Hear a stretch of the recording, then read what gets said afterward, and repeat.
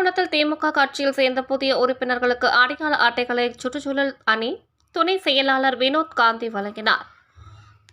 ராணிப்பேட்டை மாவட்டம் அரக்கோணத்தில் திமுக சார்பில் புதிதாக கட்சியில் இணைந்தவர்களுக்கு கட்சி உறுப்பினர் அடையாள அட்டை மற்றும் இறுதி வாக்காளர் பட்டியல் வழங்கும் விழா தனியார் திருமண மண்டபத்தில் நேற்று நடைபெற்றது.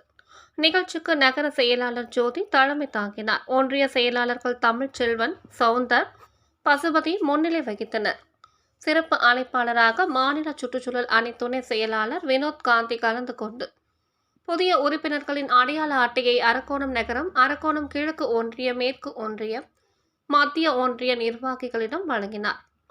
இதில் தலைமை செயற்குழு உறுப்பினர் கண்ணையன், மாவட்ட துணை செயலாளர் சிவானந்தம், நகர துணை செயலாளர்கள் தமிழ்வாணன், நந்தா தேவி, நகர அவைத்தலைவர் துரை சீனிவாசன், மத்திய ஒன்றிய அவைத்தலைவர் உலகநாதன், மாவட்ட பிரதிநிதிகள் பாலகிருஷ்ணன், தமின், அன்சாரி, மாவட்ட சுற்றுச்சூழல் அமைப்பாளர் வேதா, ஸ்ரீனிவாஸ், துணை அமைப்பாளர் சிவா, மாவட்ட தகவல் தொழில்நுட்ப அணி துணை அமைப்பாளர் பிரகாஷ், நகர இளைஞர் அணி பாபு, வட்ட பிரதிநிதி அந்தோணி, தகவல் தொழில்நுட்ப அணி நிர்வாகிகள் ஷாயின் அலி, அருண்குமார், தினேஷ்குமார், சுதாகர் உள்ளிட்ட பலர் கலந்து கொண்டனர்.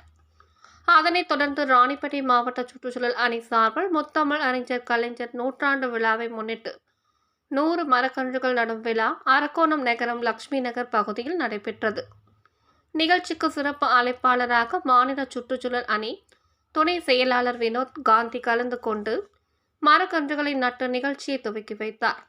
இதில் நகர செயலாளர் ஜோதி, தலைமை செயற்குழு உறுப்பினர் கண்ணையன், நகர மன்ற தலைவர் லட்சுமி பாரி, நகர அவைத்தலைவர் துரை சீனிவாசன், நகர துணை செயலாளர்கள் தமிழ்வாணன், நந்தா தேவி, நகர மன்ற உறுப்பினர் பிரியதர்ஷினி உள்ளிட்ட பலர் கலந்து கொண்டனர்.